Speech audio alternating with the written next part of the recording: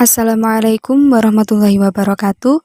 Selamat pagi dan selamat hari Senin teman-teman semua. Perkenalkan, nama saya Nurhanik dan teman kelompok saya ada Barki Muhammad Wafi dan Fadal Holif. Pada kesempatan kali ini kita akan belajar tentang apa itu realitas siber di media sosial, segitiga realitas sosial siber, dan level realitas siber di media sosial. Langsung saja kepada penjelasan yang pertama, yaitu apa realitas siber di media sosial. Nah, realitas siber sendiri merupakan simulasi dari realitas nyata. Simulasi realitas itu adalah penciptaan model-model kenyataan tanpa asal-usul. Realitas siber terbentuk dari simulasi realitas nyata dan sebagian dari realitas rekaan dari pengguna yang tidak ada dalam realitas nyata. Tujuan utama dari realitas siber ini adalah untuk menciptakan ilusi keterlibatan pada lingkungan yang dianggap atau dirasakan sebagai sebuah kenyataan, dengan menggunakan interaktivitas yang dapat memenuhi tugas-tugas tertentu dengan cara yang efisien dan menyenangkan. Selanjutnya, menurut Michael Him, ada 6 karakteristik realitas siber. Yang pertama itu ada simulation. Nah, di sini pengguna media sosial mengalami dan menganggap realitas siber sebagai simulasi dari kehidupan nyata. Perkembangan teknologi yang semakin canggih membuat banyak aktivitas dunia nyata dapat disimulasikan dalam dunia virtual. Selanjutnya, ada interaction. Nah, dalam realitas siber, interaksi antara pengguna dengan perangkat digital atau dengan antar pengguna tidak terbatas waktu dan tempat. Yang ketiga ada artificiality. Realitas siber merupakan realitas buatan yang dikonstruksi oleh media yang melibatkan perangkat digital untuk memproduksinya. Yang keempat ada immersion. Nah, di sini dalam media sosial pengguna merasakan kehadiran. Pengalaman perseptual yang diberikan media sosial membuat pengguna merasa seolah-olah berada atau dikelilingi oleh lingkungan dan ruangan. Yang kelima ada telepresence, yaitu realitas siber memungkinkan manusia hadir jarak jauh tanpa harus berada di dalamnya secara fisik. Yang keenam atau yang terakhir adalah network communication. Nah, dalam realitas siber, komunikasi dijalankan dengan menggunakan jaringan komputer. Sekian dari saya, selanjutnya akan dijelaskan oleh teman saya. Baik, bismillah. Di sini saya akan melanjutkan ke pembahasan yang kedua, yaitu segitiga realitas sosial cyber.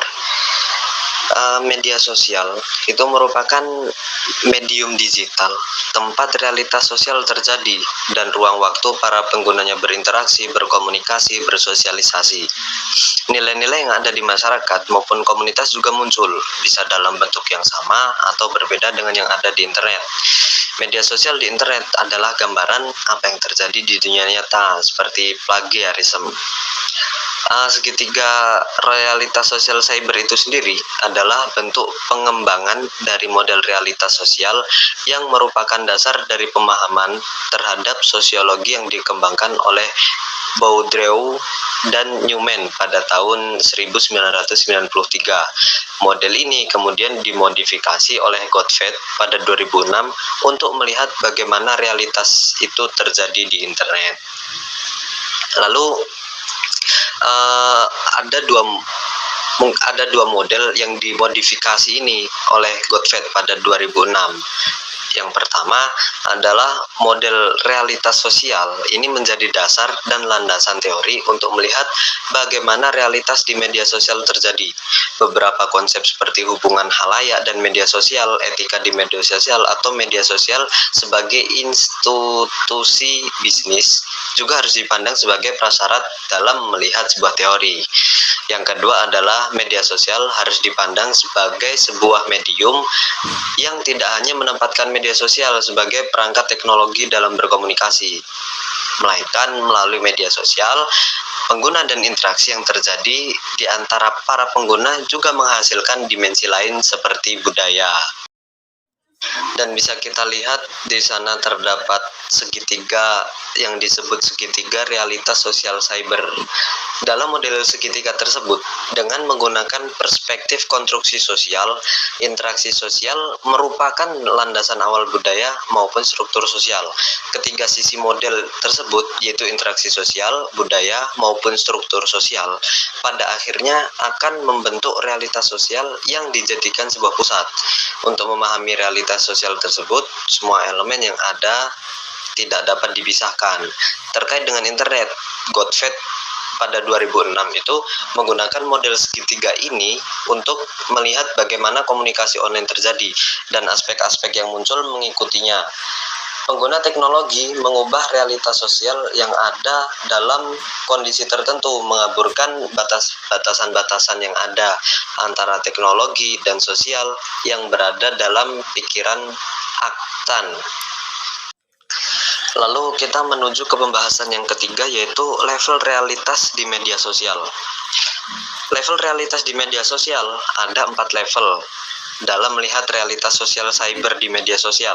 Level-level ini bisa juga digunakan sebagai panduan dalam meneliti realitas tersebut dan hubungannya antara online dan offline.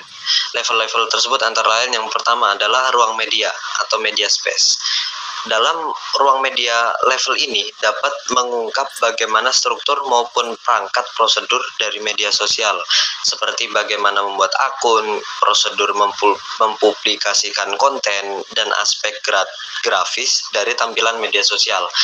Dengan mengetahui bagaimana perangkat media sosial bekerja, akan diketahui segala kemungkinan yang terjadi di media sosial dan dari aspek perangkat teknologi. Lalu yang kedua adalah level dokumen atau media arsip.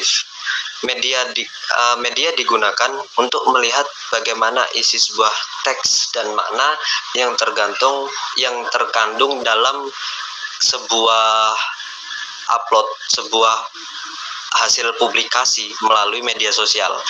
Teks yang dibangun oleh pengguna encoding menjadi sorotan penting dalam level ini untuk diterjemahkan decoding sebagai sebuah realitas sosial cyber.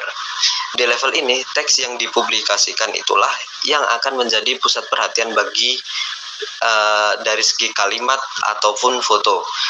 Teks tidak sekedar mewakili pendapat atau opini pengguna media sosial. Sebagai media sosial, teks bisa menunjukkan sebuah ideologi, latar belakang sosial, pandangan politik, keunikan budaya, hingga bentuk kebudayaan. Lalu yang ketiga adalah level objek media atau media objek. Level ini yaitu level objek media merujuk pada teks maupun konteks yang berada di sekitar teks tersebut di media sosial. Level ini memfokuskan pada riset atau temuan yang ada di media sosial, melakukan observasi, mengajukan pertanyaan-pertanyaan pada subjek, berpartisipasi pada aktivitas komunitas, dan atau melakukan pengujian atas bagaimana persepsi atau intuisi media sosial pengguna media sosial. Jika pada level dokumen, media peneliti hanya memfokuskan pada teks dari produser, pada level ini peneliti mengalihkan pada bagaimana teks itu muncul dalam konteks tertentu secara online. Nah, pada level objek media ini memberikan gambaran secara konteks dan makro bagaimana budaya itu ada. Sebagai unit yang spesifik, level ini menguraikan bagaimana aktivitas budaya itu terjadi berdasarkan artefak budaya. Entitas dalam hal ini dapat dimaknai sebagai algoritma internet, aplikasi maupun perangkat lainnya, dan tentu saja bagaimana halayak interaksi terjadi. Lalu yang menuju yang keempat adalah level pengalaman atau yang disebut experiential stories. Pada level pengalaman media menjembatani antara dunia virtual dan dunia nyata. Misalnya melihat dan mengungkap bagaimana motif yang melandasi pengguna dalam memanfaatkan dan mempublikasikan sebuah status di Facebook. Contoh, level ini juga melihat apakah yang terjadi di jaringan online juga memberikan pengaruh di dunia nyata atau di dunia offline. dunia yang sebenarnya. Pada tataran makro ini, interpretasi diperlukan untuk melihat realitas yang ada di dunia nyata. Contoh, yang melandasi pengguna dalam mengkonstruk sebuah status, juga maksud yang ingin dicapai dari status tersebut, dari mendistribusikannya di media sosial. Jika pada level objek media, presentasi terbesar melihat konteks secara online, nah pada level pengalaman media ini yang menjadi fokus utama adalah pengungkapan realitas sosial tersebut secara offline. Sekian pembahasan yang ketiga.